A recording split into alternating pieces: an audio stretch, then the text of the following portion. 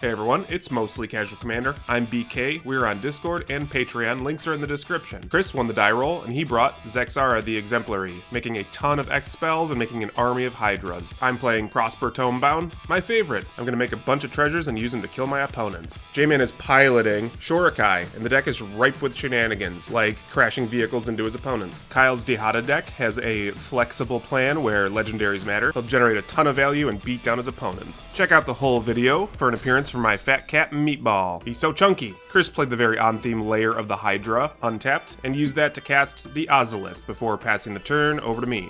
I play a Swamp as my land for turn, and pass over to J-Man. He plays Port Town. He reveals an island from his hand to have Port Town enter the battlefield untapped, and suspiciously passes. Kyle drops a Fabled Passage as his land for turn, then he cracks it and goes and finds a Seb McKinnon Plains. Over to Chris. He draws and plays an island as his land, and he says go, back over to me. I play a Swamp as my land, and then use that to cast Demonic Tutor, so I'll go grab any card I want from my library and put it right into my hand. And no, it wasn't a Soul Ring, Kyle. On J-Man's turn, he plays an island as his land, and says go, over to Kyle, who drops a Seb McKinnon Mountain as his land for turn into an Arcane Signet. Then he'll use the Arcane Signet to tap for Sensei's Dividing Top. So now he can start messing with the top of his library. Back over to Chris's turn 3, he plays a Dimir Guildgate, which of course enters the battlefield tapped. He says go, back over to me, I play a Mountain as my land for turn, and then I play the Soul Ring that I definitely tutored for. Using that, I cast my commander, Prosper Tomebound. I then move into End Step, which triggers Prosper, and I exile a Marionette Master, which is awesome. On J-Man's turn, he plays a Plains as his land. He then uses all 3 of his lands to cast Tempered Steel. Can you believe it? He passes the turn over to Kyle, who plays a Seb McKinnon Swamp as his land, and then he casts his commander, Dihada, Binder of Wills. This thing can give a bunch of keyword text to a legendary creature. Kyle can sort of non-legendary mill himself or put legendary cards into his hand from the top of his library. So in this case, he reveals a Mountain, Professional Facebreaker, Chaos Warp, and a Dockside Extortionist, all of them going to the bin, so he'll generate 4 treasure tokens thanks to Dihada. And then he goes a Kraken. He'll use 3 of his treasures to cast Jessica's Will, looking at my hand because he's a Rudy McBooty. So he'll generate 6 floating red manas and exile the top 3 cards of his library, and he could play those this turn. Among them are Path to Exile, Swords to Plowshares, and Rakdos Signet. He decides to cast Unburial Rites. This will return target creature from his graveyard right to the battlefield. In this case, it's Professional Facebreaker, a menacing 2/3 that can generate treasures and impulse draw from the top of his library. Then he casts Rakdos Signet with the remaining floating mana from Jessica's Will. He passes the turn over to Chris, who plays Hall of Oracles as his land for turn. Then he'll cast his commander, Zaxara the Exemplary, a mana dork specific for X spells that makes X power and toughness Hydras. On my turn, I drop a Blood Crypt, untapped, paying 2 life, and then I cast Marionette Master. This will trigger Prosper Tomebound, giving me a treasure, and I use Fabricate to add power to Marionette Master, of course. I move to combat, attacking Dihada for 1 with Prosper, because I thought that was a good idea. Probably not, though. On my end step, I get a red Elemental Blast into my exile zone. Thanks, Prosper. On J-Man's turn, he plays Exotic Orchard as his land for turn. Then he'll cast his commander, Shorikai, Genesis Engine. So he aims at making pilots to crew up his vehicles. On to Kyle's turn, he draws and plays Smoldering Marsh as his land. And with that out, he'll cast Adeline, Resplendent Cathar.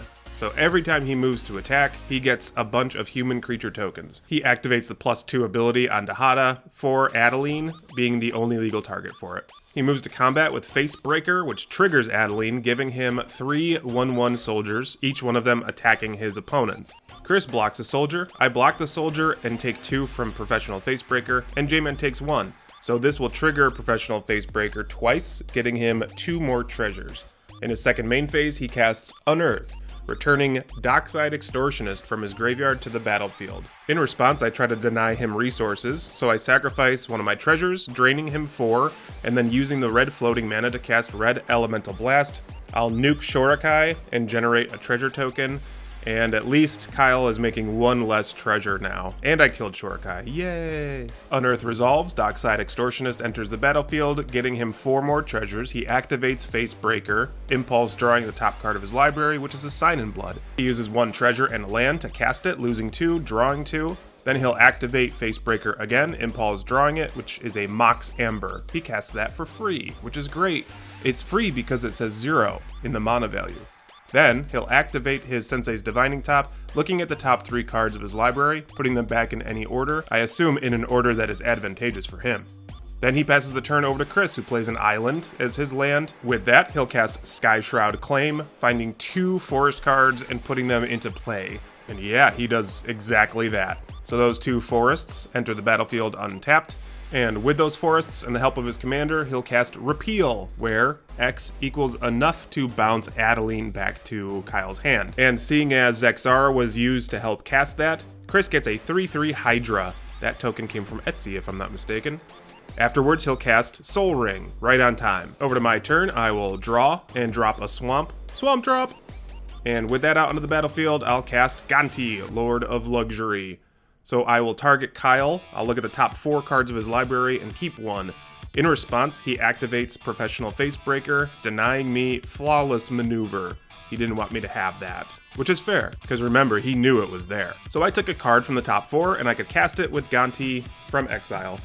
And it's an Imperial Recruiter, so I go a-diggin' in my library. This will, of course, trigger Prosper getting me a treasure. I find my own Dockside Extortionist, because it's great. So using my 2 treasures I had left, I drain Kyle 8 life and cast Dockside Extortionist. Kyle is also on the deny my opponent's resources plan, so he sinks a treasure into Rakdos Signet. He'll then use one of those floating mana to activate Sensei's Divining Top. Looking at the top 3, he impulse draws 1, using Facebreaker's ability, sacking another treasure. He gets a land out of the way, then with the other floating mana, he'll use Sensei's Divining Top again, looking at the top 3, putting them in an order, and then he uses top once again to draw the top card of his library, replacing it with Sensei's Divining Top. My Dockside resolves, entering the battlefield, netting me 6 treasures. I then use 2 of them, draining Kyle 8 life, and using the mana to cast Kalain, Reclusive Painter. When she enters the battlefield, I get another treasure. And with that treasure out, I crack some more. I drain Kyle a little bit more life. I cast Strike It Rich, generating another treasure token. It's kind of my thing. I use 2 more of those treasures to drain Kyle 8 more life, and cast a Dream Devourer. So now I can foretell things and cast them from exile later on. I then flashback, Strike It Rich from my graveyard, exiling it. This will have 3 Marionette Master triggers. I'm able to knock out Kyle with that, and drain Chris 4 life as well. Sorry, Kyle, you got scary, and I didn't like it. On my end step, Prosper triggers, getting me a land to my exile. I put Imperial Recruiter back to Kyle, and pass the turn to J-Man, who plays a Plains as his land, and casts Teferi, who slows the sun. This thing can do a bunch of tapping, untapping shenanigans, draw him some cards, and get an emblem, which would probably never happen in Commander. Right? Who gets emblems in Commander? Ain't nobody got time for that. He passes the turn to Chris, who plays a Swamp as his land for turn, and casts Vorinclex, Monstrous Raider, effectively doubling all of the +1/+1 counters he'll get on his stuff. Using his commander, he casts Vastwood Hydra, where X equals 4, and thanks to Vorinclex's replacement ability, it'll enter the battlefield with 8 +1/+1 counters on it, and Chris also gets another really cute Hydra. He passes the turn over to me. I drop my Canyon Slow from exile, triggering Prosper, getting another treasure token. I foretell a card, which will trigger Dream Devourer, giving it +2/+0 till end of turn. I sack 2 of my treasures, triggering Marionette Master, draining Chris 8. Using the 2, I cast March of Reckless Joy, where X equals 6. I can cast X spells too, Chris. So I exile the top 6 cards of my library, and up until my next turn, I can cast 2 of them. I go into the red zone with some of my creatures, attacking J-Man, as well as killing his Teferi. We misclicked, and J-Man owes 2 more life, which we catch in a moment. I move to end step, getting a Vandal Blast to my exile zone. J-Man casts Emery, fixes his life total, mills the top 4 cards of his library, and then he passes the turn over to Chris. He plays an island as his land for turn, and then he casts Herald of Secret Streams. My life flashes before my eyes. I can no longer block any of his creatures with +1/+1 counters on them. He casts Neverwinter Hydra, where X equals 3. Again, he makes a cute Hydra token, whose power is doubled thanks to Vorinclex's replacement ability. Neverwinter Hydra said, yo, throw 3 d6s and add them together. That'll equal my power. The thrown dice equals 13, replaced by Vorinclex, means Neverwinter is a 26-26. He moves to combat, forgetting that Vorinclex doesn't have counters, so I use Gonti to chump and kill Vorinclex. Chris hated his life for a few moments after that, but he still dropped me down to 17 and passed the turn. I played a Swamp as my land for turn. I cast Academy Manufactor. This thing's great in this deck. Now I get a treasure token, thanks to casting that from exile, and then I'll cast Disciple of the Vault from exile. And with Academy Manufactor online, I get a treasure because of Prosper, and I also get a clue token and a food token. Neat! After that, I cast Rakdos Signet from Foretell, and again, this will trigger Prosper, as well as replacement effect from Academy Manufactor, getting me another treasure, a food, and a clue. Then I'll use 1 treasure, draining Chris 5, as well as my lands to cast Vandal Blast on Overload.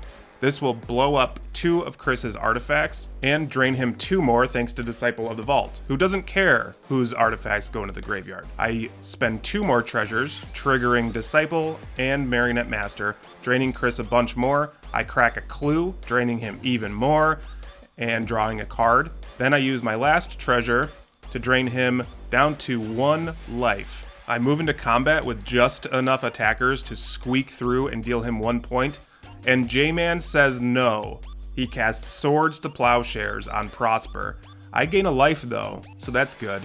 Him and Chris made a quick little alliance. I guess the intent here is that J-Man convinces Chris to kill me and then go from there, but wow, what a turn of events. Well, after that resolves, Chris lines up his blocks, and then I pass the turn over to J-Man. He casts Dance of the Manse, returning Foundry Inspector and Mobilizer Mech onto the battlefield. After that, he passes the turn. Chris plays Stone Coil Serpent, where X equals 11.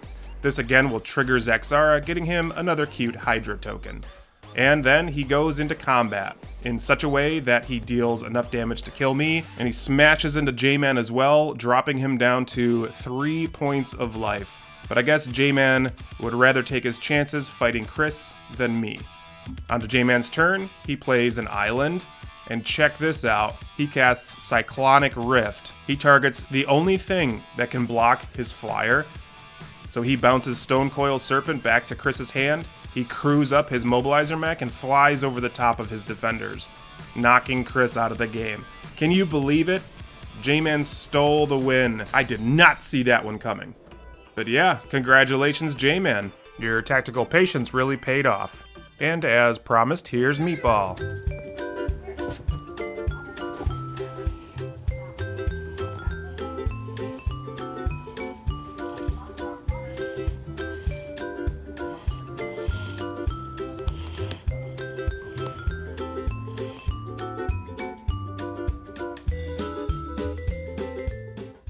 He's so chunky. Well, there you have it, folks.